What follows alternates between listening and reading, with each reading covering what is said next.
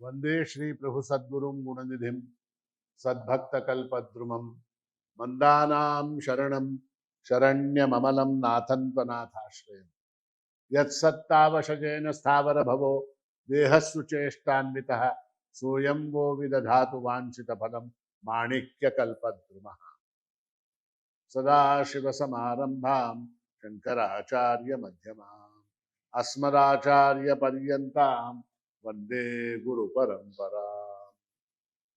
इन शब्दों में प्रभु महाराज के चरणों में अनंत कोटि प्रणाम अर्पित करते हुए आज इस माघ पौर्णिमा के पावन अवसर पर आप सभी सद्भक्तों को संबोधित करते हुए मुझे विशेष प्रसन्नता की अनुभूति हो रही है। जगत में जितने भी धर्म, मत, पंथ, संप्रदाय इत्यादि हैं, उन सब में अनेक बातों में विरोध है। कोई कहता है ईश्वर एक है, कोई कहता है ईश्वर अनेक हैं, कोई कहता है पूर्व की ओर मुंह करके उपासना करो, कोई कहता है पश्चिम की ओर मुंह करके उपासना करो। इस तरह से अनेक, आपको मालूम है, बहुत से भेद हैं। किंतु एक बात में सबकी एक वाक्यता है, सब लोग जिस बात को मानते हैं वो क्या है, तो ईश्वर है और उसकी प्रार्थना करनी चाहिए। इस बात में जितने भी धर्म, मत, पंथ, संप्रदाय, मजहब इत्यादि हैं, वो सब जो है इस एक बात को मानते हैं। किस बात को? कि ईश्वर है और उसकी हमें प्रार्थना करनी चाहिए। तो सर्वसाधारणतया हम जितने भी धर्म को मानने वाले लोग हैं, धार्मिक लोग हैं, आस्तिक लोग हैं, वो सब प्रार्थना करते हैं। और भगवान ने इन प्रार्थना करने वाले भक्तों को 4 भागों में बांटा। भगवान ने भगवद गीता में कहा, चतुर्विधा भजन्ते माम जना सुकृतिनोर्जुन आर्तो जिज्ञासुरर्थार्थी ज्ञानी च भरतर्षभ। भगवान कहते हैं 4 प्रकार के लोग मेरा भजन करते हैं। भजन करते हैं यानी प्रार्थना करते हैं, भक्ति करते हैं। चतुर्विधा भजन्ते माम, और ये सब कैसे हैं? जनाः सुकृतिनोर्जुन। ये सब जितने भी 4 प्रकार के लोग हैं वो सुकृति हैं। सुकृति यानी क्या? पुण्यवान है, पुण्यवान लोग जो भगवान को भजते हैं। और ये 4 प्रकार के लोग कौन से हैं?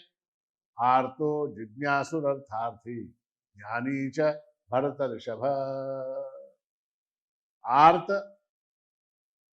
अर्थार्थी, जिज्ञासु और ज्ञानी, ये 4 प्रकार के लोग। आर्त यानी कौन? आर्त यानी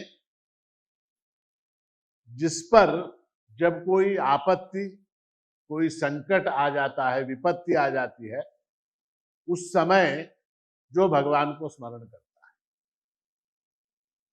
जैसे महाभारत का उदाहरण अगर लें तो द्रौपदी, द्रौपदी के ऊपर संकट आया, उसने भगवान का स्मरण किया, तो आर्तः। उसके बाद दूसरी कैटेगरी कौन सी? दूसरी कैटेगरी है अर्थार्थी। अर्थार्थी यानी कौन? अर्थार्थी यानी जो, जिसको भगवान की कृपा से, ईश्वर की अनुकंपा से बहुत कुछ प्राप्त है, फिर भी वो जो कुछ प्राप्त है उससे अधिक की जिसको आकांक्षा है। आपके पास एक घर है, एक और घर हो जाए। आपके पास एक गाड़ी है, एक और गाड़ी हो जाए। आपके पास 100 साड़ियां हैं, 200 हो जाए। आपके पास क्या लाख रुपए हैं, 2 लाख हो जाए। आपके पास करोड़ है, 2 करोड़ हो जाए। ऐसी जिसको एक आकांक्षा है, वैसे व्यक्ति को अर्थार्थी कहते हैं। और ऐसे लोग जो हैं अपने लाभ में वृद्धि होने के लिए भगवान की प्रार्थना करते हैं। भगवान उनको कैटेगरी नंबर 2 अर्थार्थी में रखते हैं। तीसरे कौन है? तीसरे हैं जिज्ञासु। जिज्ञासु यानी क्या? भगवान का स्वरूप क्या है, भगवान का सामर्थ्य कैसा है, भगवान की लीला कैसी है, भगवान का महात्म्य क्या है, इन सब को जानने के बारे में जिसकी उत्कंठा होती है और उस दृष्टि से जो भगवान का भजन करता है, उसको क्या बोलते हैं? उसको बोलते हैं जिज्ञासु। और चौथा कौन? चौथा ज्ञानी। ज्ञानी कौन होता है? जो भगवान में, ईश्वर में और स्वयं में किसी प्रकार के भेद को नहीं देखता। ईश्वर ही, परमात्मा ही, प्रभु ही मेरा स्वरूप है, ऐसा जो जानता है वो ज्ञानी। तो ये चार प्रकार के भक्त। अब जो है चार में से अगर हम पॉपुलेशन वाइज देखें तो 99% लोग जो है ना वो केवल दो कैटेगरी में, आर्त और संकटों के निवारण के लिए, अधिक की प्राप्ति के लिए भगवान की उपासना जो करते हैं, भगवान को जो भजते हैं, वो जो है क्या है? आर्त और अर्थार्थी है। अब इस प्रकार से मांगना या इस प्रकार से प्रार्थना करना, इस प्रकार की कामना करना, ये सही है क्या? Is it right? तो शास्त्र ने ये कहा है कि उसमें कुछ भी गलत नहीं, क्योंकि हमारे जीवन के जो लक्ष्य शास्त्र ने निर्धारित किए हैं, धर्म, अर्थ, काम, मोक्ष, अर्थ और काम जो है ये हमारे जीवन के लक्ष्य है, इनको हमें प्राप्त करना ही है। और इनको प्राप्त करना जो है वो अर्थार्थी और आर्त का कर्तव्य बनता है। इसलिए जो है कि भगवान से कुछ मांगना या भगवान से प्रार्थना करना कि मेरे संकट को दूर करो, मेरी विपत्ति को दूर करो, ऐसी प्रार्थना करना ये कोई बुरी बात नहीं है, ये विहित है, शास्त्र से विहित। और दूसरी उसके अंदर बात यह है कि क्या हो जाता है, इसके अंदर प्रॉब्लम क्या होता है कि लोग जो हैं वो आर्त और अर्थार्थी के लेवल पे ही अटके रह जाते, उसी में मर जाते, उसी में मर जाते। जैसे मान लीजिए आपको क्या क्या करना है, आईएएस बनना, आईएएस बनना, तो आईएएस बनने के लिए क्या करना पड़ेगा? यूपीएससी के एग्जामिनेशन देनी पड़ेगी। या इंजीनियर बनना है तो JEE, ट्रिपल आई जो है वो क्या क्या है ना, वो परीक्षा देनी पड़ेगी। मेडिकल में जाना है तो मेडिकल का एंट्रेंस देना, नीट देना पड़ेगा। तो ये सारा करना पड़ेगा। मान लीजिए मैट्रिक तक आपने पढ़ाई की, पीयूसी कर लिया, वहां तक चले गए, वहीं रुक गए, तो बनेंगे क्या डॉक्टर? जीवन की परिपूर्णता उसमें नहीं हो। थोड़ा सा हो जाएगा लाभ, आपको कैलकुलेशन आ जाएगा, आपको मल्टीप्लिकेशन आ जाएगा, आपको डिवीजन आ जाएगा, ABCD, CAT, CAT, BAT, BAT, RAT, RAT तक पहुंचेंगे। किंतु आगे का जो है वो ज्ञान आपको प्राप्त होगा क्या? नहीं होगा। तो जीवन की सफलता किसमें है? धर्म, अर्थ, काम, मोक्ष, ये चारों जब प्राप्त हो जाएं तो हम कह सकते हैं जीवन सफल हुआ।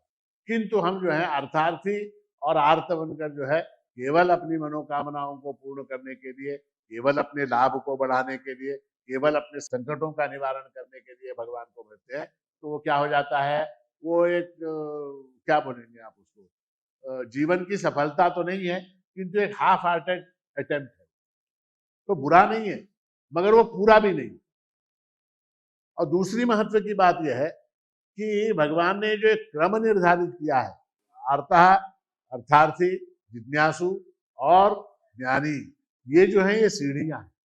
जब तक वो आर्त बन के भगवान से अपने संकट का निवारण नहीं करेगा, तब तक उसको इस बात का विश्वास ही नहीं होगा कि भगवान उसका लाभ भी करा सकता है ना। भगवान की, ईश्वर की सर्वशक्तिमत्ता और उसके सामर्थ्य पर विश्वास कब आएगा? जब हमको हमारे संकट से कोई छुड़ाएगा, तब हमको विश्वास आएगा। जैसे सिनेमा में होता, अक्सर सिनेमा में क्या होता, वो हीरो होता, वो हीरोइन के ऊपर एक आपत्ति आ जाती, हीरोइन के ऊपर क्या हो जाता है? आपत्ति आती। क्या आपत्ति आती है? उसके पीछे गुंडे लग जाते, देखा आप? हाँ, उसके पीछे गुंडे लग जाते। जब गुंडे लग जाते हैं तो उस समय हीरो जो है अपनी आस्तीन की बाहें चढ़ाकर जो है वो वहां पर कूद पड़ता है, और कूद कर जो है 15-20 गुंडों को अकेला जो है मार मार के जो है भगा देता है। भगाने के बाद क्या हो जाता है? भगाने के बाद वो हीरोइन जो है उसको इसके सामर्थ्य के ऊपर विश्वास हो जाए, अरे ये बहुत क्या बलशाली है, या ये बहुत, अब क्या ये हीरो है, ऐसा विश्वास हो जाता है।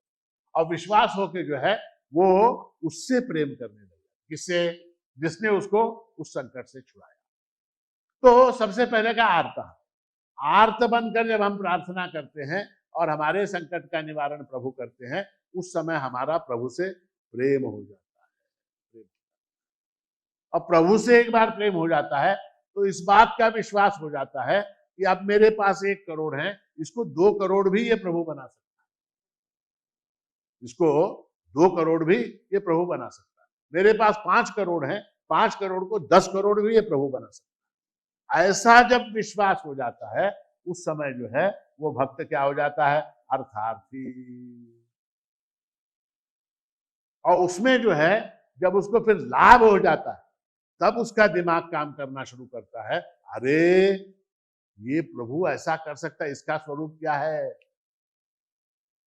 ये ऐसी शक्ति इसके अंदर कहां से आई, ये कैसे ये कर लेता है, इसका रूप क्या है, इसकी महिमा क्या है, इसका महात्म्य क्या है, ये सब जानने की इच्छा जागृत, जो आपको मदद करेगा उसके बारे में जानने की इच्छा जागृत होगी क्या, नहीं होगी। तो फिर क्या हो जाता है, फिर वो जिज्ञासु बनता है।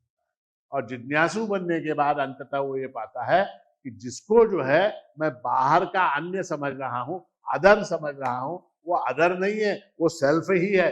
ऐसा जब उसको ज्ञान हो जाता है तब वो ज्ञानी होता है। तो ये 4 सीढ़ियां हैं, आर्तः, अर्थार्थी, जिज्ञासु और ज्ञानी।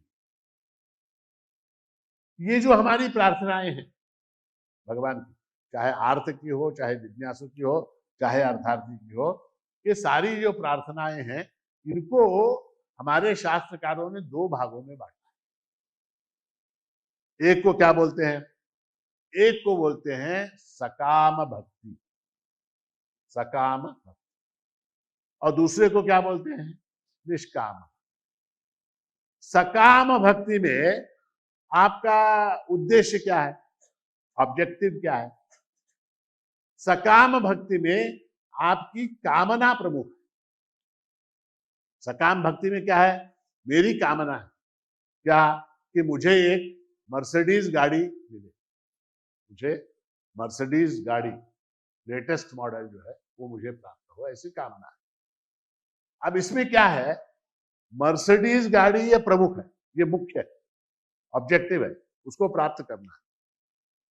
और ईश्वर जो है वो सेकेंडरी, उसको प्राप्त करवाने में वो सहायक। सकाम उपासना में क्या हो जाता है, मेरी कामना जो है वो प्राइमरी हो जाती है और ईश्वर जो है वो सेकेंडरी।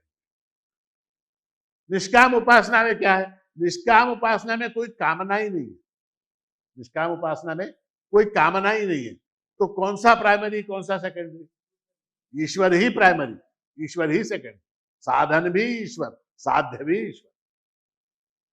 किंतु हम ये देखते हैं कि 90% लोग, 99 बल्कि 99% लोग जो है, हम लोग कैसे हैं, तो हम जो है सकाम उपासना करने वाले लोग, हमारी इच्छा को पूर्ण, हमारी कामना को पूर्ण, ऐसी इच्छा करने वाले लोग। अब हमारी इच्छाएं कितनी, हमारी कामनाएं कितनी, हमारी प्रार्थना कितनी, उनमें से कितनी सक्सेसफुल होती है, कितनी फेल हो जाती, इसका आपने कभी हिसाब किया। हमारी, देखिए हिसाब करके देखना चाहिए ना, हमारी कामनाएं कितनी, मान लीजिए 100, मान लीजिए 100 काम, 100 काम, हमारी प्रार्थनाएं कितनी, भजन कितना उसके प्रमाण में, तो उसके प्रमाण में भजन जो है 10 मिनट, उसके प्रमाण में 10 मिनट भजन, 10 मिनट प्रार्थना। अब वो प्रोपोर्शन बनता है क्या, प्रोपोर्शन बनता है क्या। अब जैसे हमारे बीच कुछ डॉक्टर लोग हैं, गोलियां होती, गोलियां, टैबलेट्स, तो मुझे एक बार किसी डॉक्टर ने एक दवाई प्रिस्क्राइब,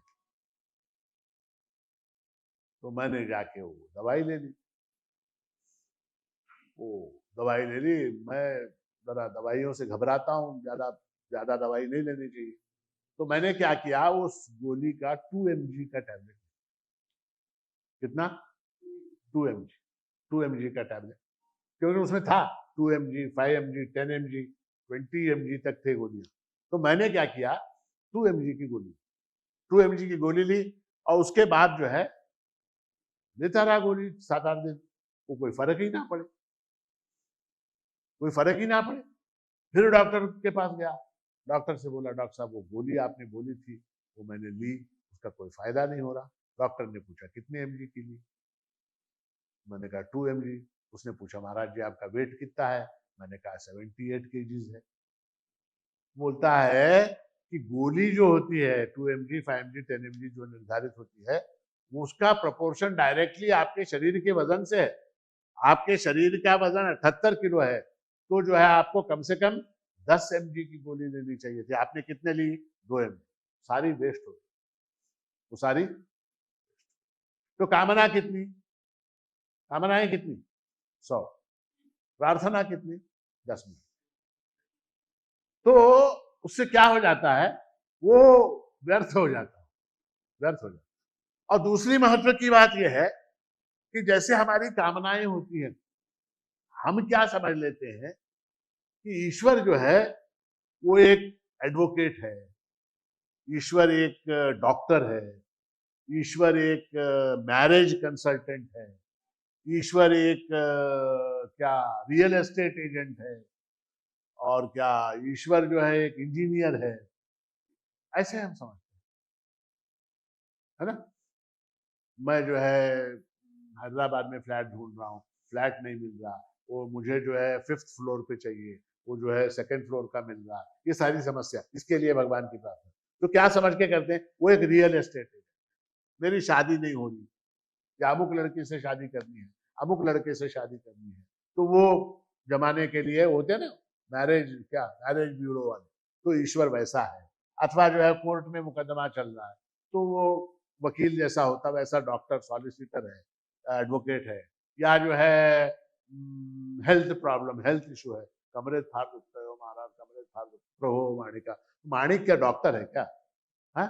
तो क्या है, ईश्वर को हम क्या समझ के उसकी प्रार्थना करते हैं, डॉक्टर है, इंजीनियर है, वकील है, मैरिज कंसल्टेंट है, गवर्नमेंट ऑफिसर है, IAS ऑफिसर, क्या समझते हैं। तो देखिए, आप लोगों ने ध्यान दिया कि नहीं दिया मुझे नहीं मालूम, मगर आप देखिए ईश्वर को हम क्या समझ के उससे हम प्रार्थना करते हैं। प्रार्थना जब हम करते हैं तो क्या समझ के करते हैं। मान लीजिए माता समझ के हमने प्रार्थना, त्वमेव माता च पिता त्वमेव, त्वमेव बंधुश्च सखा, माता समझ के प्रार्थना। आप अपने दिल की सारी बातें माँ के सामने बोल सकते हैं क्या, सब कुछ बोल सकते हैं क्या, बाप के सामने बिल्कुल ही नहीं। माँ के सामने तो फिर भी थोड़ा बहुत बोल सकते हैं, बाप के सामने बोल सकते हैं क्या। सारे संबंधों में केवल एक मित्रता का संबंध ऐसा है जहां पर हम अपने दिल की हर बात बोल सकते हैं। मुझे सिगरेट पीने की इच्छा हो रही, बाप से बोल सकते, सिगरेट पीने की इच्छा हो, मां से बोल सकते, पत्नी से बोल के देखो, बोल के देखो, किससे बोल सकते, मित्र से बोल सकते। तो पहली बात यह है प्रार्थना में, इसीलिए देखिए संतों ने, सभी संतों ने ईश्वर को सखा माना है, सखा, सखा दीन वत्सल पंडरी, सखा, मित्र माना।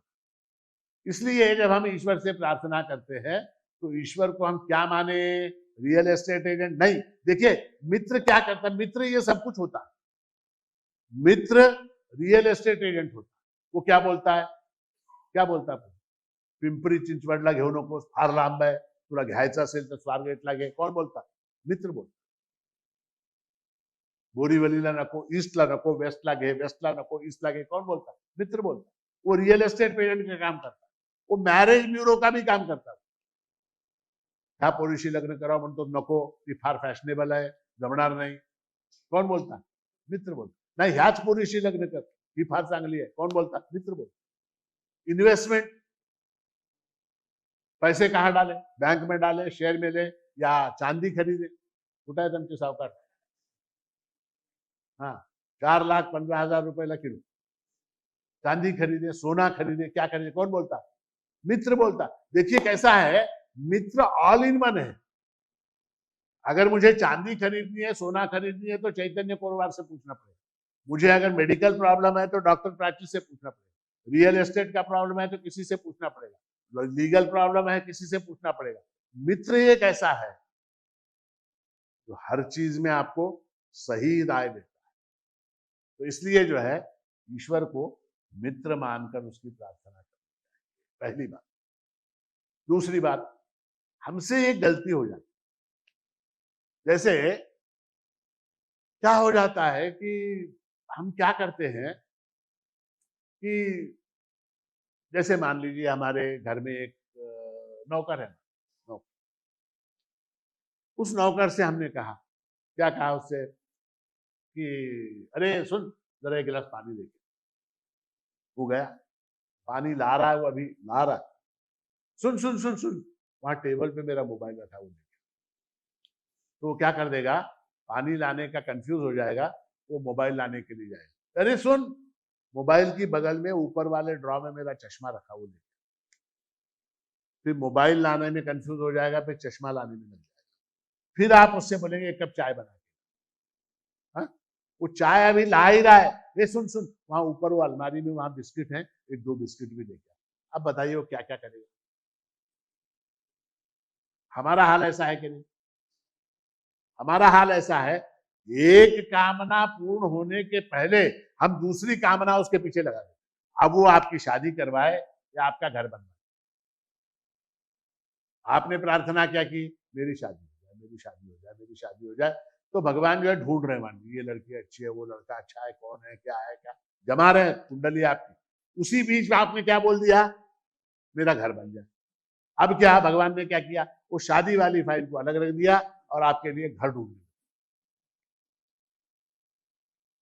आपके लिए घर ढूंढने में, अभी घर ढूंढ ही रहे, अभी जो है घर ढूंढ ही रहे. आपने कह दिया मुझे कार चाहिए, मुझे कार चाहिए. तो क्या हुआ, घर वाली फाइल को बाजू में रखा, अब कार, टोयोटा, क्रेटा, क्रेटा, कौन कौन से वो सब ढूंढना शुरू कर दिया. तो ऐसा होने में क्या हो जाता है, गॉड गेट्स कंफ्यूज. कंफ्यूज होता नहीं है, मैं मजाक में कह रहा हूं, वो कंफ्यूज हो जाता है. कंफ्यूज कैसे हो जाता है, आपका क्या करें. तो ऐसा है कि प्रार्थना करनी चाहिए, मगर उस प्रार्थना में तारतम्य होना चाहिए. तारतम्य, और तारतम्य ऐसा होना चाहिए कि एक प्रार्थना हमने ईश्वर से करी तो उसके पीछे लगे रहे, उसको बार बार. जैसे सरकारी अफसरों के, आपने देखा सरकारी अफसरों में काम कैसे बनता है, किसी को मालूम है, किसी को एक्सपीरियंस है? बार बार रिमाइंडर देना पड़ता है एक ही काम के लिए.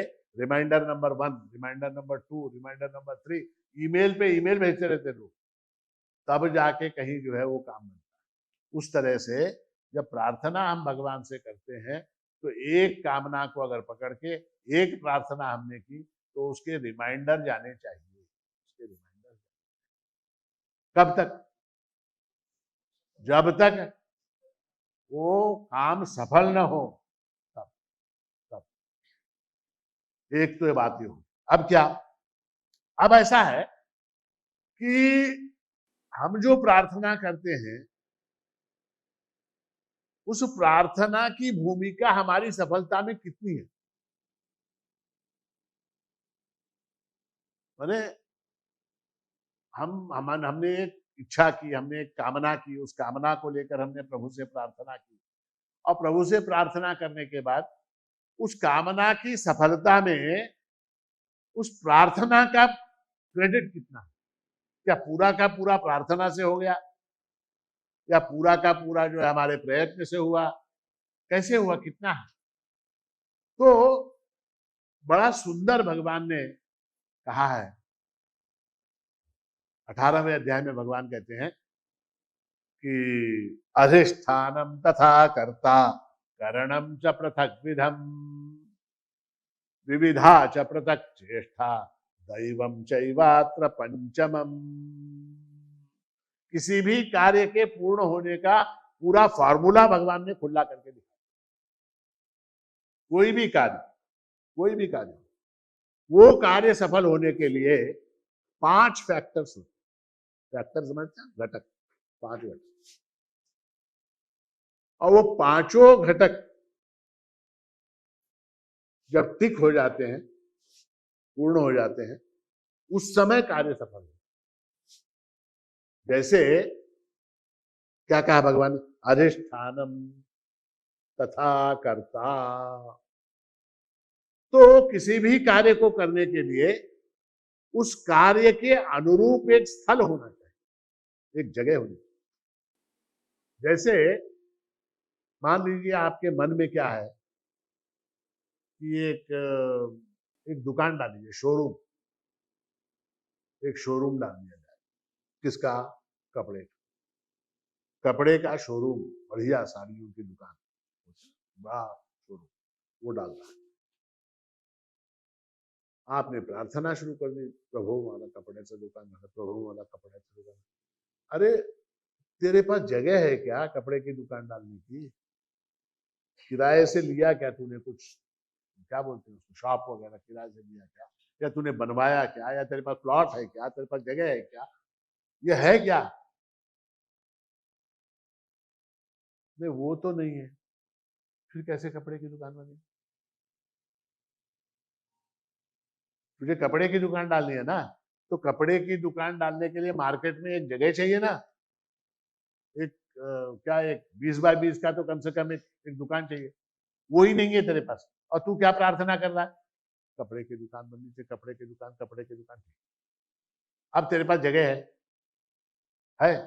अधिष्ठानम तथा कर्ता। अब उस दुकान में बैठकर व्यापार करने वाला कोई चाहिए ना। दुकान तो है, दुकान है, मगर उस दुकान में बैठकर व्यापार करने वाला भी तो कोई चाहिए। तू बैठेगा क्या? नहीं, मेरी तो नौकरी है ना, आई एम गवर्नमेंट सर्वेंट। फिर कौन बैठेगा वहां पे? बेटा है, भाई है, नौकर है, कौन बैठेगा? कौन बैठेगा? प्रार्थना कर रहा मेरी कपड़े की दुकान बन जाए। कैसे बनेगी? तेरी बीवी बैठेगी क्या? नहीं। फिर कौन बैठेगा? बैठने वाला ही कोई नहीं दुकान में। तथा कर्ता करणम च पृथक विधम। और किसी भी कार्य को पूर्ण करने के लिए कुछ उपकरण लगते, कुछ अप्लायंसेस लगते, कुछ इंस्ट्रूमेंट्स लगते, कुछ साधन लगते। दुकान है, बैठने वाला भी है, मगर वहां पर जो इंस्ट्रूमेंट्स, उपकरण लगते हैं, वो उपकरण नहीं। जैसे क्या? अलमारियां हैं, शोकेस हैं, उसके अंदर कपड़े रखने के लिए शेल्फ है, एक काउंटर है, एक कैलकुलेटर है, एक वो नापने का होता है ना, मीटर, वो है, वो कैंची है। हाँ, ये सारी चीजें, ये नहीं, ये नहीं। जगह है, आदमी है, कपड़े की दुकान बनेगी तो वो उपकरण भी चाहिए। तीसरी बात हो गई, विविधा च पृथक चेष्टा। ये सब है। जगह है, करने वाला आदमी है, सारा कुछ सामान है, कैंची है, मीटर का रॉड है, और शोरूम में सब हर चीज है, एसी है, लाइट है, सब कुछ है। किंतु ये करने वाला जो है वो आराम से घर में लेट के रील्स देख रहा है।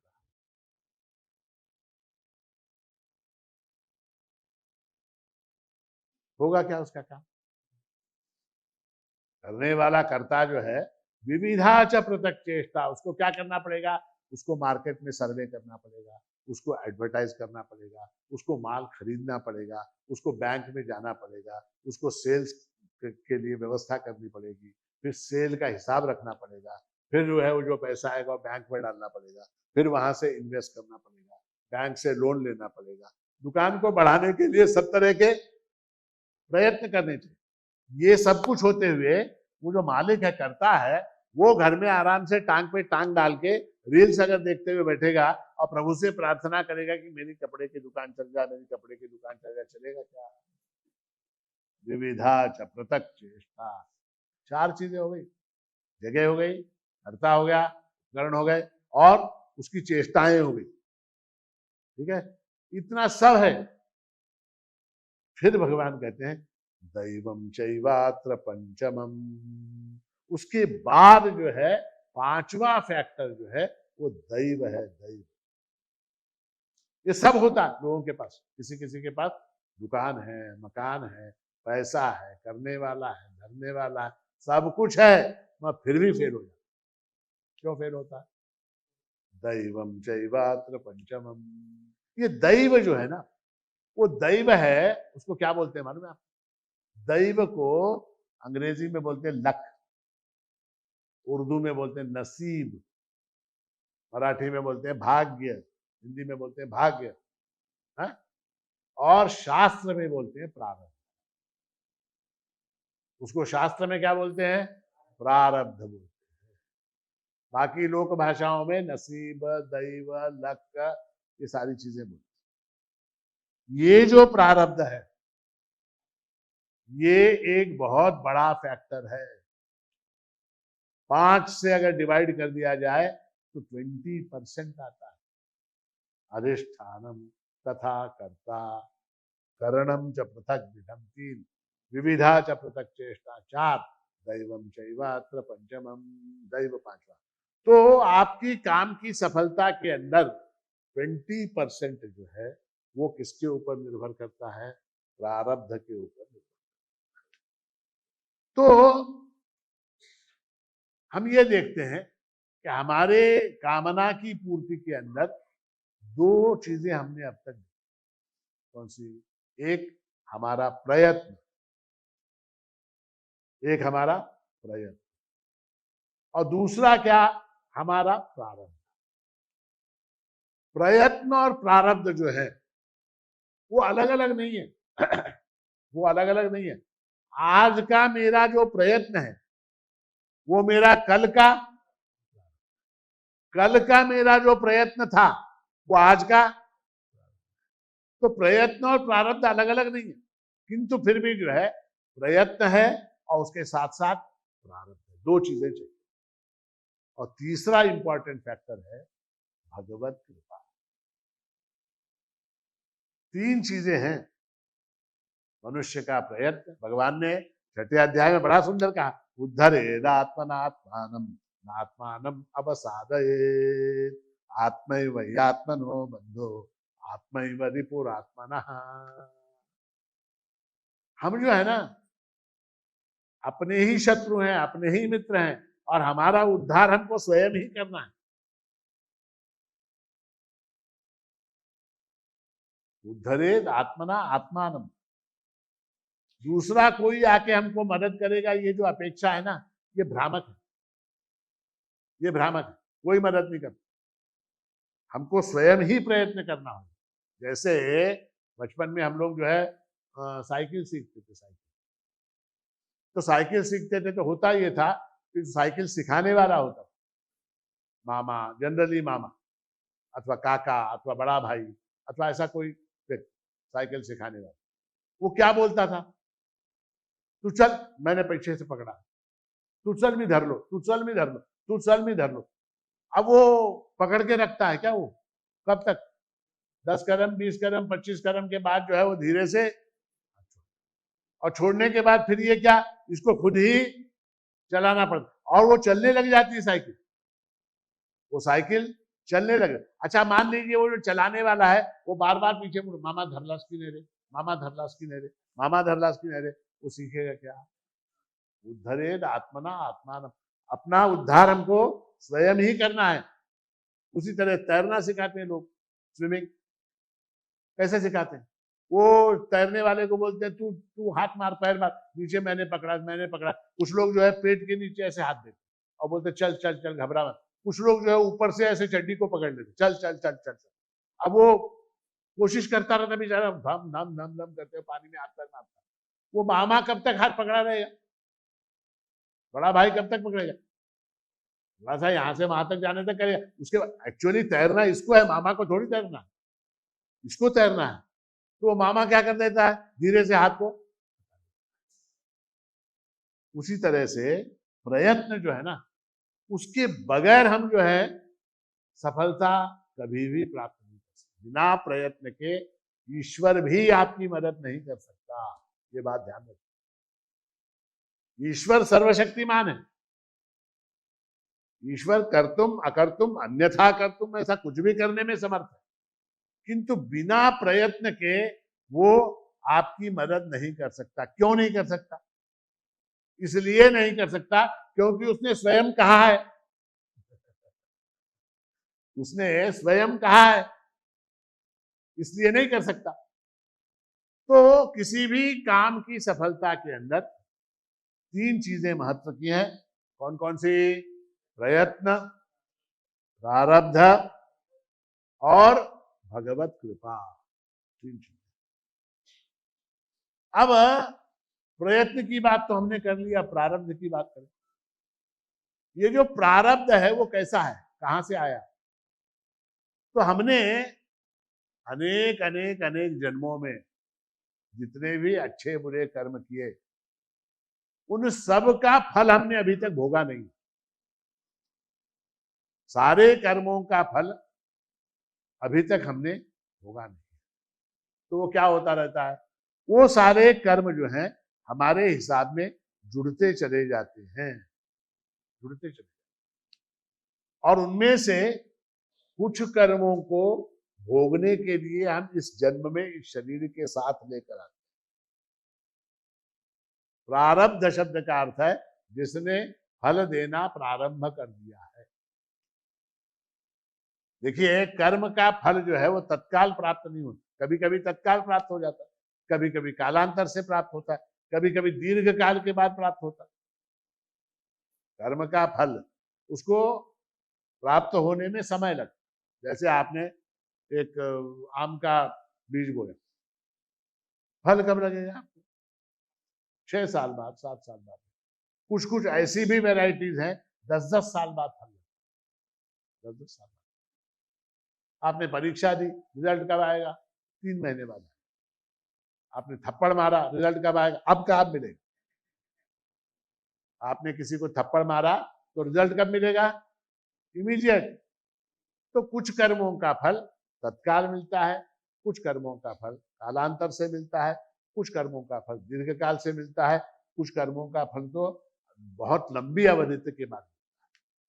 तो हमने सारे जितने कर्म किए उनके फल अभी भोगे नहीं, उनके फल हमने भोगे नहीं। तो क्या हो जाता है, जो कर्म फल देने के लिए उद्युक्त हो गए हैं, जिनमें अब जैसे आम, अब देखिए आप आम के वृक्ष को देखिए, अब क्या है, उनके अंदर फूल लगे, आम के पेड़, मोहर कहते हैं, वो आम के फल में अब जो है फूल लगे। अब क्या है, अब वो कैरियां बनेगी, अब फल होंगे। तो उस तरह से जिन कर्मों के अंदर फूल लग गए, ऐसे कर्मों के बंडल को लेकर तदनुसार शरीर को प्राप्त करके मनुष्य जो है जन्म लेता है। और जब तक वो सारे कर्म समाप्त नहीं हो जाते, कौन से? प्रारब्ध के, तब तक ये शरीर मरता नहीं है। तो आयु की मर्यादा कितनी? मेडिकल साइंस के से देखे तो 70 से 80 साल, 90 साल बोलते। योग वालों की दृष्टि से देखे तो सांसों की संख्या बोलते। हमारा वेदांत बोलता है आयु की मर्यादा कितनी? प्रारब्ध कर्मों का क्षय होने तक। क्यों? क्योंकि आप देखिए, बहुत से घरों में बहुत से लोग काफी वृद्ध हो जाते, 90 साल, 92 साल वृद्ध हो जाते, मरते नहीं। डॉक्टर क्या बोलता है? नहीं आता काय ट्रीटमेंट वगैरह काय नको, त्यांना घरी ठेवा, हरी हरी करा, हरी हरी करा। वो कितना भी हरी करो, हरी मतलब जल्दी नहीं, हरी मतलब परमात्मा का नाम। हरी शब्द के 2-3 अर्थ। डॉक्टर क्या बोलता है? हरी करो, हरी करो, हरी हरी करो, हरी हरी करो। अब ये क्या बेटा क्या बोलता, हरी हरी, इसको जल्दी हरी हरी अप। वो बुड्ढा हरी अप नहीं होता, वो जाता ही नहीं। मेडिकल साइंस वाले परेशान, क्यों नहीं मर रहा, इसका तो किडनी फेल हो गई, लंग्स फेल हो गए, लिवर फेल हो गया, फिर भी नहीं मर रहा। क्यों नहीं मर रहा? इसलिए नहीं मर रहा क्योंकि उसका प्रारब्ध शेष, दुख भोगना शेष है, इसलिए नहीं मर रहा। सीधी सी बात। जिस क्षण प्रारब्ध खत्म हुआ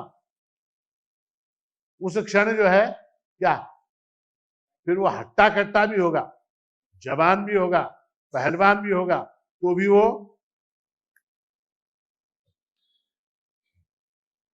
शरीर जो है वो भोगायतन है। शरीर जो है वो प्रारब्ध को भोगने के लिए मिला हुआ एक इंस्ट्रूमेंट है। उस शरीर का खाद्य क्या है? प्रारब्ध का भोग ही उसका खाद्य है। वो प्रारब्ध अगर समाप्त हो गया तो फिर ये शरीर जिंदा नहीं रह सकता। बहुत से लोग बोलते अरे वो गाजा में 3 साल के बच्चे की मौत, 3 साल का बच्चा मर गया, 3 साल का बच्चा मर गया। कुछ जगह 3 साल का बच्चा मरता है, कुछ जगह 20 साल का आदमी मरता है, कुछ जगह 40 साल का आदमी मरता है, कुछ जगह 80 साल का मरता है, कुछ जगह 95 का होता तो भी नहीं मरता। तो उसके पीछे कारण क्या है? कारण यही है, उसका प्रारब्ध शेष है, इसका प्रारब्ध समाप्त हो गया।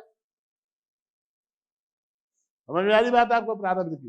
तो ये प्रारब्ध जो होता है वो 3 प्रकार का होता है। कौन कौन सा? मंद प्रारब्ध, मध्यम प्रारब्ध और प्रबल प्रारब्ध, तीव्र प्रारब्ध उसको। अब ये कैसा है मंद प्रारब्ध? यानी क्या? मंद प्रारब्ध यानी वीक प्रारब्ध, जिसको आप अपने प्रयत्न से सुधार सकते, बदल सकते। जैसे उदाहरण क्या? तो उदाहरण, मेरे सिर में दर्द हो रहा है, मेरे सर में दर्द हो रहा है, तो मैं क्या करूंगा? मैं एक एनासिन की गोली खाऊंगा। मैं क्या करूंगा? एक एनासिन की गोली खाऊंगा। और जैसे ही मैंने गोली खाई, वो एडवर्टाइजमेंट में दिखाते ना, चारों तरफ एक क्या अंदर से ऐसा लाइट, क्या ऑरेंज कलर का ऐसा लाइट दिखने लगा, और 1 सेकंड के अंदर ओके हो जाता आदमी, मुस्कुराने लग जाता। देखा है एडवर्टाइजमेंट एनासिन, एस्प्रो एनासिन का एडवर्टाइजमेंट? हाँ, वो ऐसा पूरा का पूरा शरीर जो है ना ऐसा लाइटेड अप हो जाता। तो ऐसा होता है, नहीं मर 10 मिनट में, 15 मिनट में, 20 मिनट में, आधे घंटे में सिर दर्द। वो क्या हुआ? वो मंद प्रारब्ध था, जिसको मैंने अपने प्रयत्न से सुधार दिया।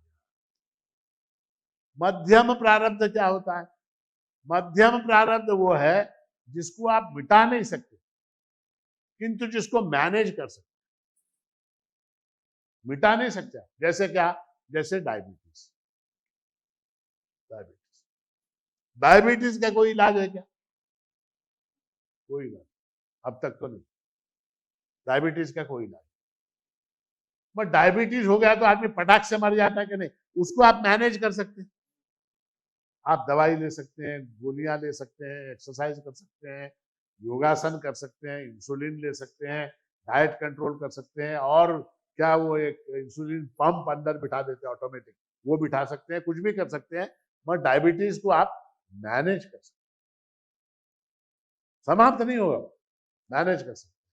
तो मध्यम प्रारब्ध कैसा है कि उसको जो है आप मैनेज, अपने प्रयत्न से मैनेज कर सकते हो, समाप्त नहीं होगा। और तीसरा कौन सा है? तीसरा है तीव्र प्रारब्ध या प्रबल प्रारब्ध। अब ये प्रबल प्रारब्ध कैसा है? उसको आप मिटा नहीं सकते, उसको आप मैनेज भी नहीं कर सकते। उसका आपको, you have to face it, उसको भोगना ही होगा। भोगादेव क्षया, उसको भोगना ही होगा। जैसे उदाहरण क्या? जैसे 3rd डिग्री का कैंसर। क्या कर सकते हैं? मान लीजिए डॉक्टर ने, न करे भगवान किसी को, किंतु मान लीजिए किसी को ऐसा आ गया कि आपको 3rd डिग्री का कैंसर, तो क्या हो जाएगा? क्या कर सकते हैं? कुछ नहीं कर सकते। उसके लिए एकमात्र उपाय ज्ञान है, जिसकी बात हम आज नहीं करेंगे। उसके लिए उपाय है, वो ज्ञान है। किंतु आज हमारा विषय क्या है? हमारी प्रार्थना और उसकी सफलता का रेशो क्या है, ये देखो। वो प्रबल प्रारब्ध जो है वो कैंसर की तरह, उसको भोगना ही पड़ेगा। अब ये जो मंद, मध्यम और प्रबल प्रारब्ध है, ये प्रारब्ध जो है आपकी उपासना, आपकी प्रार्थना के अंदर बहुत बड़ा हिस्सा प्ले करते, बहुत बड़ा हिस्सा प्ले। और जितना वो प्रारब्ध तीव्र होगा, अब देखिए कैसा है कि प्रयत्न और प्रारब्ध के बीच का रेशो, अगर मान लीजिए प्रारब्ध मंद है तो प्रयत्न भी मंद चल जाए, और अगर प्रारब्ध मध्यम है तो प्रयत्न भी मध्यम ही होना चाहिए, और प्रारब्ध अगर तीव्र है, प्रबल है, तो प्रयत्न भी प्रबल होना चाहिए। तो मैंने कहा ना 2 mg की गोली से कुछ नहीं होगा, उसका रेशो आपको बनाए रखना होगा। प्रारब्ध का और प्रयत्न का जो रेशो है वो अगर बनाकर रखेंगे तो आपका कार्य सफल होगा। आपने देख लिया कि भाई मध्यम प्रारब्ध है और आपने प्रयत्न जो है मंद किया, तो क्या होगा उससे? तो वो रेशो देखना बहुत जरूरी है। और क्या हो जाता है, एक और गलती हो जाती है। गलती क्या हो जाती है कि जब किसी प्रकार का संकट हमारे ऊपर आता है या हमारी कोई कामना पूर्ण नहीं होती, तब हम क्या करते हैं, अनेक प्रकार के उपाय करने लगते, अनेक प्रकार के उपाय। उनमें से कुछ उदाहरण, जैसे वास्तु, तुमच्या घरातली खिडकी दक्षिणेला उघडते म्हणून तुम्हाला आजार झाला, बोलते वो एक शास्त्र है। तुम्हारे घर का दरवाजा दक्षिण को खुलता है इसलिए तुम्हारे घर में नुकसान होता है, ठीक है, वो एक शास्त्र। ज्योतिष, राहु की महादशा चल रही है, शनि की अंतरदशा चल रही है, 7.5 है, वो भी एक शास्त्र है, ये भी उपाय है। अनेक प्रकार के उपाय है, वास्तु है, ज्योतिष है, तंत्र है, मंत्र है, अमुक है, तमुक है, वो सब है। ये सब गलत है क्या? कोई भी उपाय गलत नहीं, कोई भी उपाय गलत नहीं। कब तक? जब तक ये सारे उपायों के अंदर, इन सारे उपायों के अंदर जब तक हम उस परमात्मा को शरीक नहीं करते, तब तक जो है ये कोई भी उपाय सफल नहीं होगा। क्यों नहीं होगा? क्योंकि भगवान ने स्वयं कहा, यो यो याम याम तनुम भक्तः श्रद्धयार्चितुमिच्छति तस्य तस्याचलां श्रद्धां तामेव विददाम्यहम्। जो जो भक्त जिस जिस प्रकार की श्रद्धा करना चाहता करे, करे। वो ताबीज करना चाहता करे, तंत्र करना चाहता करे, मंत्र करना चाहता करे, ज्योतिष करे, वास्तु करे, जो जो करना है करो। तस्य तस्याचलां श्रद्धां तामेव विदधाम्यहम्।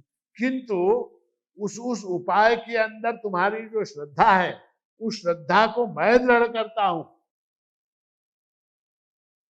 उस श्रद्धा को दृढ़ करने वाला जो परमात्मा है उसको भूल जाते हैं और इन उपायों के अंदर ज्यादा इन्वॉल्व हो जाते।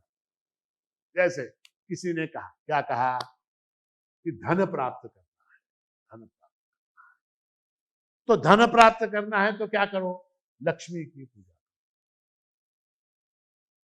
लक्ष्मी की पूजा। अब लक्ष्मी की पूजा करते समय अगर नारायण याद नहीं आया तो लक्ष्मी प्रसन्न होगी क्या? आपको नारायण याद आता है क्या? नहीं आता। वो लक्ष्मी जी की फोटो हाथ में से सोने के सिक्के गिर रहे, वही दिखता रहता है ना। फोटो है ना आपके घर में, है कि नहीं? लक्ष्मी का फोटो कौन सा? हाथ में से सोने के सिक्के गिर रहे, फटाक 1 2 3 4, जैसे वो मशीन से, एटीएम से निकलते हैं।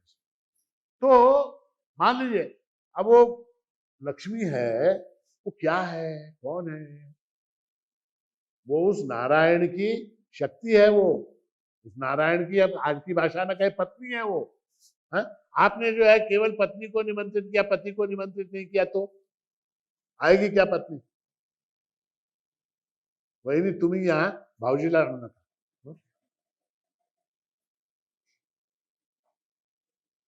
जाएगी क्या बहिणी?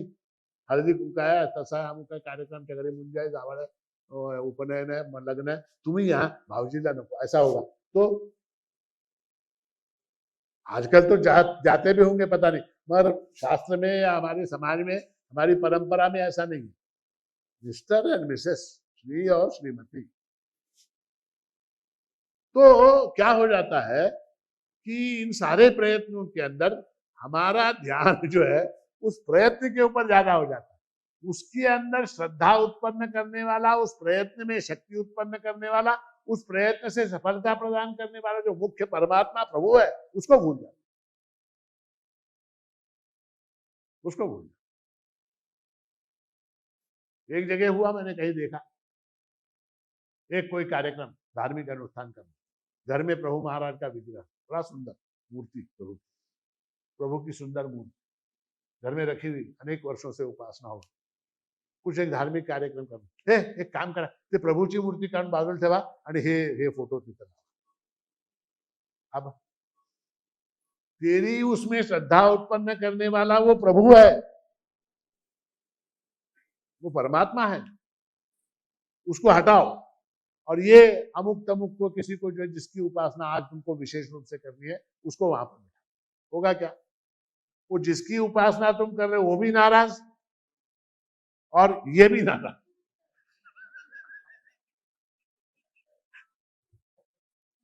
होता है।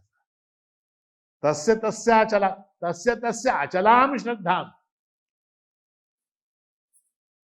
तामेव विददाम्य, मैं देता हूं, ये सारा कुछ मैं करता हूं। तो इसलिए जब हम इस प्रकार के प्रयत्न करें, कौन से, ज्योतिष, वास्तु, अमुक तमुक, ये जो है तावीज, गंडा, धागा, ये सारे उपाय जितने हैं, इन उपायों को जब करें तो ये इस बात को याद रखें, इसके अंदर जो मेरी श्रद्धा है, वो श्रद्धा उस प्रभु के द्वारा दी गई है, परमात्मा के द्वारा दी गई है।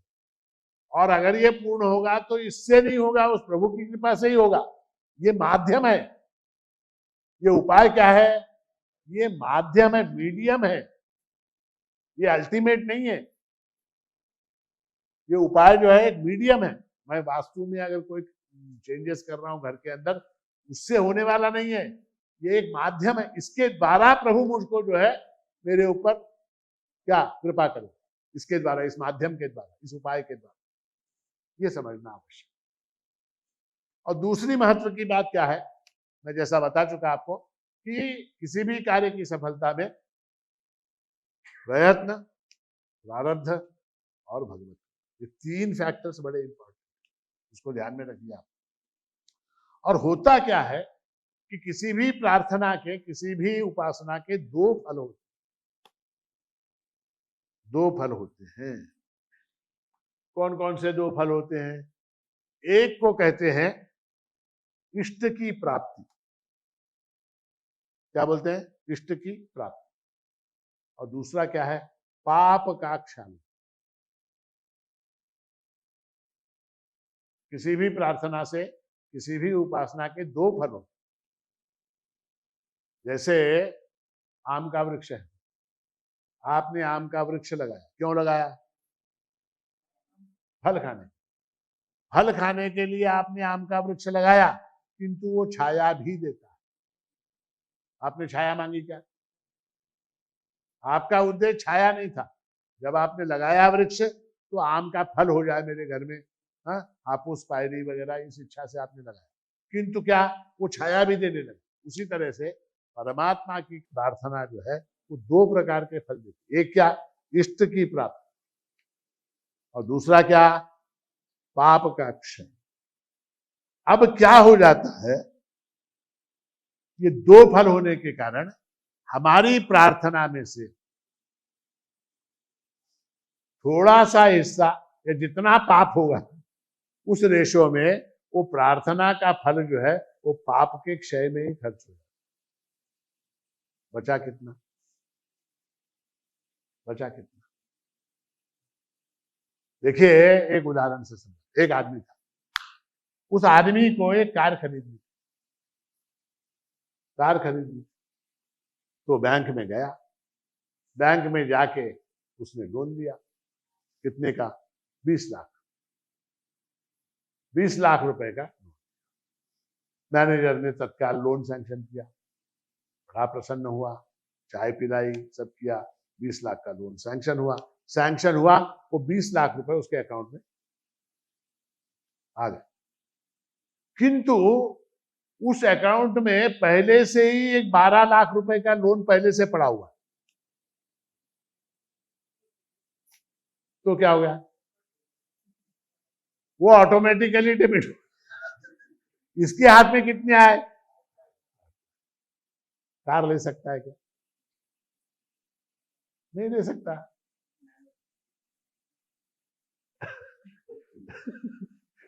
ये जो है 20 लाख का लोन लेने गया, किस लिए गया? प्रार्थना की, इसने 20 लाख दे दिए, बैंक ने 20 लाख दिए। मैं 20 लाख में से 12 लाख रुपए पहले वाला जो तेरा लोन था उसके अंदर डेबिट हो गया। बचा कितना? 8 लाख। उसी तरह से मान लीजिए एक काम है, एक कामना है, एक कोई मन इच्छा है, उसको पूर्ण करने के लिए प्रभु से प्रार्थना कर 1 लाख जब करूंगा मैं, जब कितना करूंगा? अब 1 लाख में से 80,000 तेरे पाप धोने में चले गए। तेरे पाप धोने में 80,000 चले गए। अब क्या बचे? 20,000। 20,000 में काम होगा नहीं। 20,000 के अंदर काम होगा नहीं। तो इसलिए जो है क्या करना पड़ेगा? पाप को कम करना, पाप को कम करना। वो पाप को कम करने का तत्काल लाभ होगा क्या? तत्काल नहीं होगा। उसका हिसाब है पुराना, बहुत बड़ा, लंबा चौड़ा। वो बहुत पुराना हिसाब है, उसके अंदर वो सारा गणित होता रहेगा। तो इसलिए जो है इन सारी चीजों को ध्यान में रखते हुए प्रयत्न, प्रारब्ध और तीसरा जो है सर्वशक्तिमान ईश्वर होने के कारण उसकी कृपा, उसकी कृपा अगर हो जाए तो फिर प्रारब्ध भी बन जाता है, प्रयत्न भी बन जाता है। उसकी कृपा अगर ना हो तो न प्रारब्ध काम में आता है, न प्रयत्न काम में आता है। हम लोग जब स्कूल में पढ़ते थे तो हमको सिखाया गया क्या? तो पानी कैसे बनता है? पानी तो कहा गया कि हाइड्रोजन के 2 मॉलिक्यूल, ऑक्सीजन का 1 मॉलिक्यूल, इनको मिला दो, पानी बन जाए। हाइड्रोजन के कितने मॉलिक्यूल? 2 मॉलिक्यूल। ऑक्सीजन का 1 मॉलिक्यूल, इसको मिला दो तो पानी बन जाएगा। प्रयत्न के 2 मॉलिक्यूल, प्रारब्ध का 1 मॉलिक्यूल, इसको मिलाने से काम बन जाएगा क्या? लैब में जाइए आप, केमिस्ट्री किसने किसने पढ़ी? केमिस्ट्री लैब में जाइए, हाइड्रोजन के 2 मॉलिक्यूल, ऑक्सीजन का 1 मॉलिक्यूल मिला के देखिए, पानी बनता है? नहीं बनता। क्यों नहीं बनता? क्योंकि उसके साथ विज्ञान का नियम यह है कि वहां पर in the presence of the catalytic agent which is electricity, उस इलेक्ट्रिसिटी के प्रेजेंस में, उसकी उपस्थिति में हम इन दोनों को मिलाएंगे तो पानी बनेगा, वरना नहीं बनेगा, वरना नहीं बनेगा। तो प्रारब्ध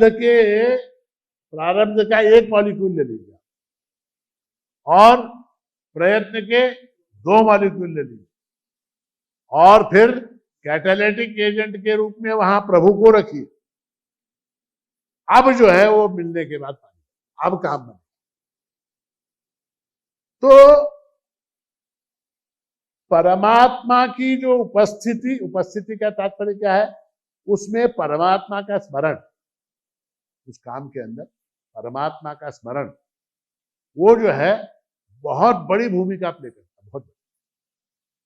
सिर्फ प्रयत्न से नहीं होगा, सिर्फ प्रारब्ध से नहीं होगा, प्रयत्न और प्रारब्ध से नहीं होगा, उसके अंदर परमात्मा की कृपा आवश्यक है, परमात्मा की कृपा आवश्यक। देखिए, मैं हमेशा मजाक में बोलता हूं कि बिना किसी खर्चे के, बिना किसी प्रयत्न के, बिना किसी मेहनत के अगर ऐश की जिंदगी करनी हो तो क्या करना चाहिए?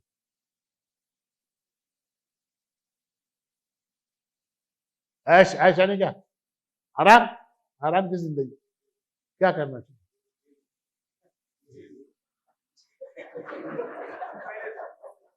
करेक्ट है, जेल में अथवा घर दामाद बन जाओ। घर दावे, घर दावे माहिती है कि घर दावे? हाँ, घर दामाद बन जाओ या जेल में चले जाओ, दो का। घर दामाद बन गए, तुम्हारी सारी जिम्मेदारी तुम्हारे तुम्हारे ससुर के ऊपर। सास और सास खाना बनाएगी, ससुर आपको पैसे देगा, और फिर आप जहां भी लेटेंगे वहां एसी पंखा सब चालू। घर दामाद बन जाओ। अथवा जैसा तुम्हारा फार अनुभव दिसते हो, जेल में चले जाओ। जेल में, जेल में क्या है? जेल का देखिए बड़ा सुंदर शब्द है जेल में। जेल का वैसे आप बोलेंगे महाराज तुम्हाला एवढे सगळे जेलबद्दल कसं माहिती? मला माहित नाही, आमच्यासारखे बरेच लोक जेलमध्ये आहेत, त्यांच्याकडून समजतं। तो जेल, जेल में क्या है? जेल का करेक्ट जो लीगल टर्म है वो है you surrender before the law. Jail jail में किसी को भेजते हैं ना, तो आदमी सरेंडर करता है, सरेंडर करता है। किसके सामने? कानून व्यवस्था के सामने, न्याय प्रणाली के सामने। You surrender before the law. कानून के सामने आपने शरणागत हो गए, सरेंडर हो गए। अब इसके बाद क्या? इसके बाद आपकी चाय, सुबह की चाय, दोपहर का नाश्ता, दोपहर का खाना, रात का खाना, doctor, injection, Crocin, Anacin, insulin, सारी जिम्मेदारी किसकी हो जाती है? Government of India. आपको कुछ करना पड़ता है क्या? कुछ भी करने की जरूरत नहीं। तो उसमें ऐसा है कि शरणागति जो है ना, शरणागति वो बड़ी बात। एक बार शरणागत हो गए तो फिर ये प्रारब्ध, प्रयत्न वगैरह बहुत गौण हो जाते, बहुत छोटे हो जाते, रहते हैं किंतु बहुत छोटे हो जाते, उनका इंपॉर्टेंस खत्म हो जाता। शरणागति में हमको किसी चीज की चिंता करने की जरूरत नहीं। बच्चा है, बच्चे को भूख लगी, क्या करेगा बच्चा? पहले लिस्ट बनाएगा, फिर बाजार जाएगा, फिर तरकारी लाएगा, फिर राशन लाएगा, फिर गैस लाएगा, फिर भोजन बनाएगा। करेक्ट बोल रहा हूं? हाँ, फिर भोजन पकाएगा, भोजन पका के डाइनिंग टेबल पे रखेगा, डाइनिंग टेबल रख के परोसेगा, परोसने के बाद फिर खाएगा। करेक्ट है? बच्चे को अगर भूख लगी तो क्या करना पड़ता है? कुछ भी नहीं, एक स्वर में वो सारा काम। कौन सा? राशन लाना, तरकारी लाना, वो लाना, दूध लाना, ब्रेड लाना, चावल लाना, टमाटर लाना, आलू लाना, वो सब सारा काम कौन करता है? हमको कुछ करने की जरूरत है क्या? कुछ नहीं, सिर्फ करने से। अब डिपेंड ये करता है आप कितनी, अच्छा वो माँ जो है करती, कभी कभी जो है वो काम में होती है माँ, कभी कभी किसी और काम में होती है, कभी किसी काम में होती है, कभी टीवी देख रही है, कभी सीरियल देख रही है। आजकल की माएँ बोल रहा हूं, सीरियल देख रही या रील देख रही, रील देख रही यूट्यूब पे माँ, तो वो की आवाज जितनी जोर की होगी ना उतनी जल्दी खाना मिलेगा। ये देखो आप, वो जो आवाज है ना, वो जो निकलता है स्वर बच्चे का, वो स्वर जितना ऊंचा और जितना जोर का रहेगा उतनी जल्दी खाना। और माँ जो है वो खाना लेके तुम्हारे पीछे पीछे आती है। कमाल ये है, कमाल ये है, तुम्हारे पीछे पीछे, तुम समझो आंगन में हो तो आंगन में आएगी, तुम छत पे हो तो छत पे आएगी, तू अगर रोड पे गया तो रोड पे भी आएगी खाना लेके। कब आती हो माँ? कब आती? शरणागत जब हो जाता है, शरणागत जब हो जाता है, उस समय जो है वो माँ थाली लेके उसको ढूंढते हुए आती है। अच्छा, शरणागत की कोई इच्छा होती है क्या? शरणागत की अपनी कोई इच्छा नहीं होती। देखिए, बिना इच्छा किए इच्छा की प्राप्ति पूर्ण पूर्ण पूर्ण हो जाती, इच्छा का पूर्ण हो जाता। देखिए कमाल कैसा है इसके अंदर, भक्ति के अंदर, इच्छा किए बिना इच्छा पूर्ण होना। हमारा क्या, हम इच्छा करते हैं, कुछ पूर्ण होती है, कुछ नहीं होती। शरणागति में कैसा है, इच्छा किए बिना इच्छा पूर्ण हो जाती। तो शरणागति हमको जो है, बच्चा बोलता है क्या लाल चड्डी पहननी आज, कोई बच्चा नहीं बोलता आज मैंने लाल पहननी है, पीली पहननी, हरी पहननी। वो माँ ने जो चढ़ा दी, जो पहना दी, पहना।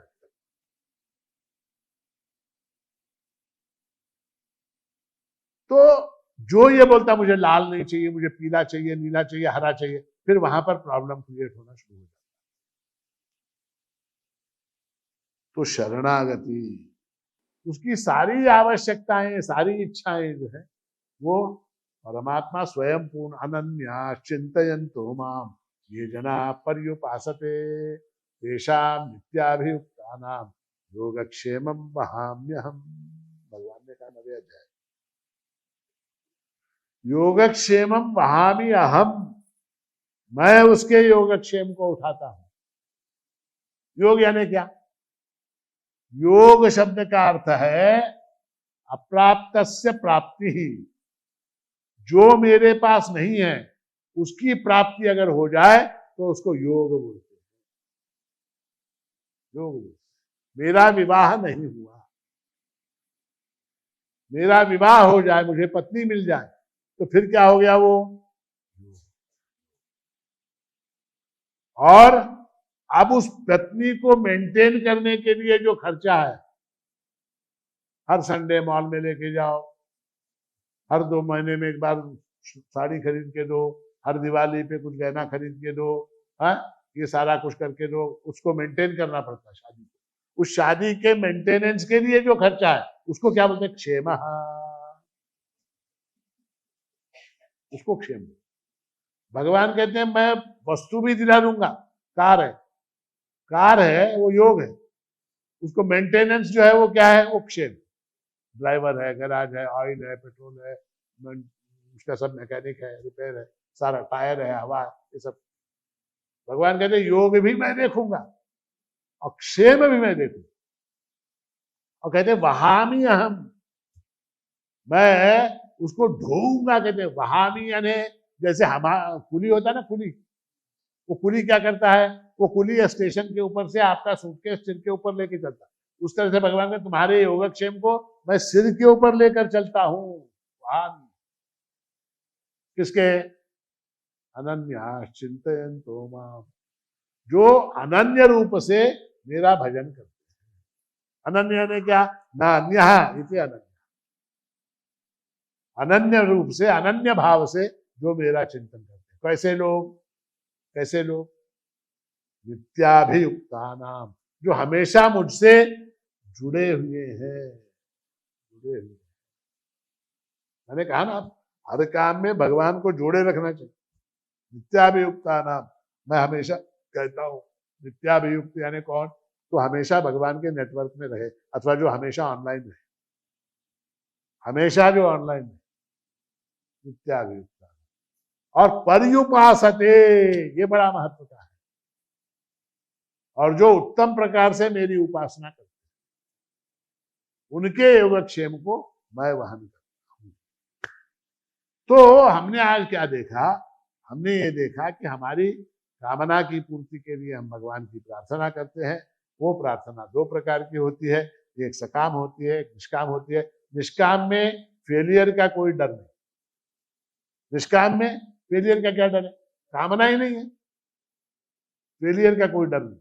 किंतु सकाम के अंदर फेलियर का डर है, और फेलियर का परसेंटेज बहुत हाई है। हम प्रार्थना करते हैं फिर भी हमारा काम नहीं बनता। बहुत से लोग हैं, आप सब हैं, हम सब हैं, हम प्रार्थना करते हैं, हमारा काम नहीं बनता, फेलियर हाई है परसेंटेज। किसी किसी का बनता है, किसी का बनता है, किसी का नहीं बनता। क्यों नहीं बनता?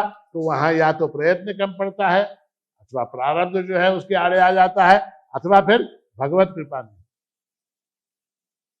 इन तीनों का अगर रेशो करेक्ट बैठ जाए, प्रयत्न, प्रारब्ध, भगवत कृपा, इन तीनों का रेशो करेक्ट बैठ जाए तो काम 100% सक्सेस होना ही चाहिए, सवाल ही नहीं उसमें, होना ही चाहिए। और इससे भी ऊपर अगर जाना है, ये प्रारब्ध प्रयत्न इस पचड़े में पड़ना नहीं है, तो फिर क्या है? फिर शरणागति। फिर शरणागति में जो है फिर तुम्हारी इच्छा महत्व की नहीं है, ये याद रखो, तुम्हारी इच्छा महत्व की नहीं है, फिर वो परमात्मा की इच्छा महत्वपूर्ण हो जाती है। परमात्मा की इच्छा जो है वो महत्वपूर्ण हो जाती है। और एक बात याद रखो, भगवान के पास, परमात्मा के पास, ईश्वर के पास इतना समय नहीं है कि आपके प्रत्येक की छोटी छोटी इच्छा को जो है वो याद रखे। और जैसे होटल के अंदर वेटर होता है ना, होटल के अंदर वेटर, किसने क्या ऑर्डर किया? उसने क्या ऑर्डर किया? T without sugar. इसको क्या? Strong T without sugar. इसको क्या? इडली विदाउट सांबार। इसको इडली विद सांबार। ये सारा याद रखना पड़ता है उसको। तो उस तरह से जो है परमात्मा आपकी सबकी छोटी छोटी इच्छाओं को गिनने के लिए जो है उसके पास समय नहीं है, और आपकी इतनी औकात भी नहीं है, आपकी इतनी हैसियत भी नहीं है कि वो इतना बड़ा परमात्मा तुम्हारी हर छोटी बड़ी इच्छा को याद रखे, ऐसा नहीं। इस पूरे ब्रह्मांड में तुम्हारी हैसियत क्या है, तुम्हारी औकात क्या है? हाँ? हजारों लाइट ईयर्स जो है उसका विस्तार है, करोड़ों लाइट ईयर्स उसका विस्तार, अनेक ब्रह्मांड है। ऐसे अनेक ब्रह्मांडों का जो स्वामी है वो ये याद रखेगा कि इसको हरे रंग की साड़ी पसंद है, उसको पीले रंग की साड़ी पसंद है, ये याद रखेगा क्या वो? मगर फिर भी जो है वो परमात्मा जो है करुणावश जो है आपकी इच्छाओं को पूर्ण करता है। किंतु इच्छा जब पूर्ण होने का सवाल और उसके साथ जुड़ा हुआ सवाल प्रार्थना का आता है, तो इन सारी बातों को ध्यान रखना पड़ेगा। हमारा प्रयत्न, हमारा प्रारब्ध और भगवत कृपा, और वो भगवत कृपा आपको प्राप्त हो, भगवत कृपा से, परमात्मा की कृपा से आपकी इच्छाएं पूर्ण हो, आप आर्त से अर्थार्थी बने, अर्थार्थी से जिज्ञासु बने, और अंततः ज्ञानी बने। ऐसा शुभ आशीर्वाद देते हुए आज मेरी वाणी को यहाँ विराम देता हूँ। अवधूत चिंतन श्री गुरुदेव दत्त सद्गुरु माणिक प्रभु महाराज की जय।